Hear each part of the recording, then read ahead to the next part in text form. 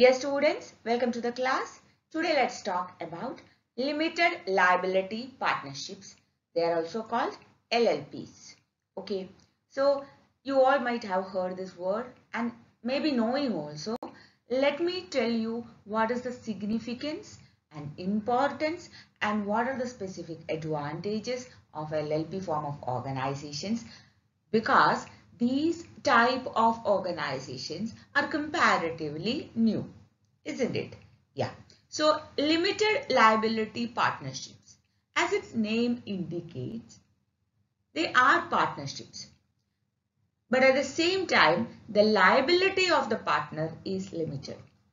This is a general statement. So we need to actually explore and understand what are the characteristics.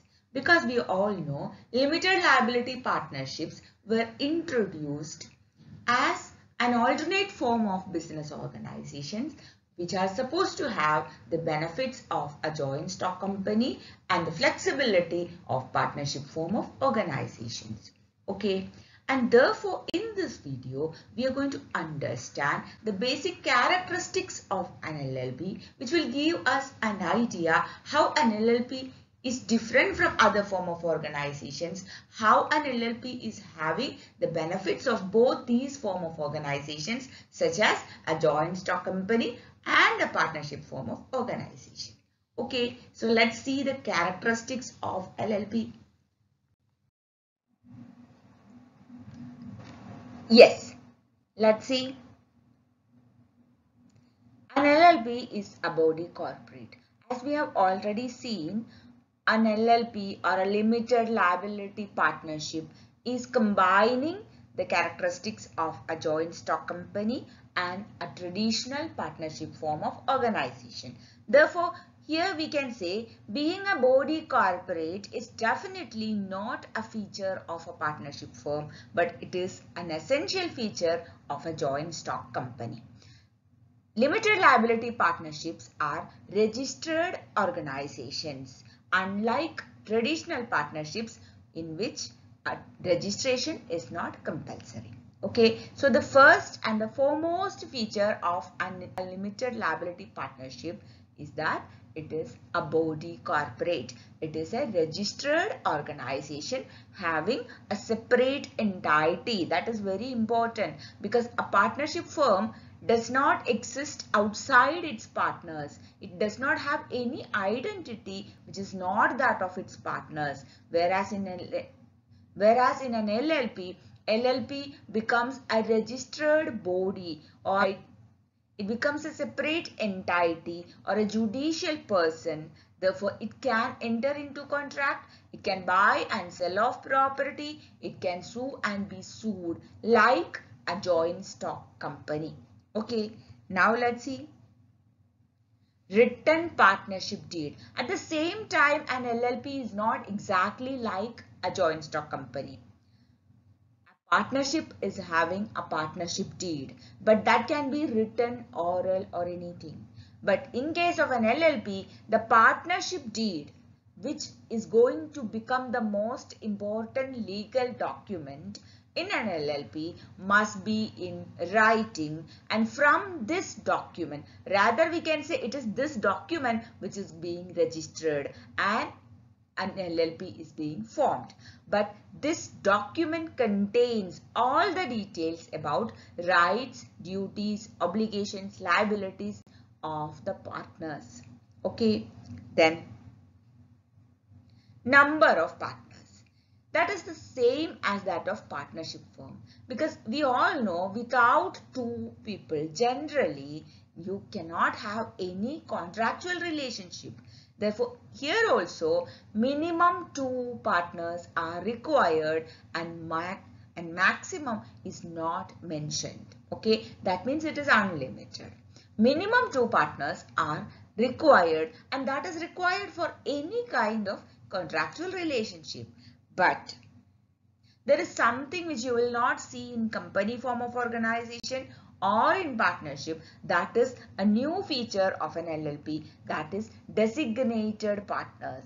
Designated partners are individuals. See, when we say partners, partners can be joint stock companies, partners can be cooperative societies. Like any other organization can be a partner in an LLP. But at the same time, there must be two designated partners who are individuals. They must be individuals. Not only that, they must be residing in India. Okay, so these two designated partners are responsible for filing returns, and in case if returns means any, not only returns, any other documents, wherever there are document submissions, designated partners are responsible, and it is to them that the government or the authorities might ask. And therefore, they must be resident in India, they must be individuals, and at any point of time, if the number of designated partners are going less than 2 for more than 6 months, all other partners will be considered as designated partners in a way that they all will become responsible and liable like they are designated partners. It is a very serious problem. Therefore, LLPs must see to it that all the time there are minimum 2 designated partners who are responsible for all kind of documentation in an LLP. You will not see the concept of designated partner anywhere else, only in LLP. Okay. Profit sharing. This is an essential characteristic of partnership, because partnership is a partnership if the partners are sharing profit and loss. Same feature is maintained in an LLP. They are not giving any dividend. They are not giving salaries or wages to partners, but the total profit or loss must be shared among the partners, and what will be the sharing ratio will be decided according to the partnership deed. Okay. Decision making. Yes, generally it is majority decision taken by resolutions passed in the partners meeting. But day-to-day affairs can be decided by the designated partners, just like how an active partner takes decisions on daily affairs in a partnership firm. Okay. Yes. Mutual agency is one of the significant features of partnership form of organization. We can say that is one of the disadvantages of partnership, because one partner is, the moment you enter into a partnership, you become agent of all other partners. You become a principal of all other partners. There is something called mutual agency. You are an agent and principal at the same time.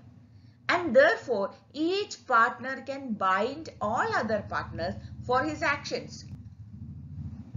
However, this is not the case in an LLP. In an LLP, all partners are agents of an LLP.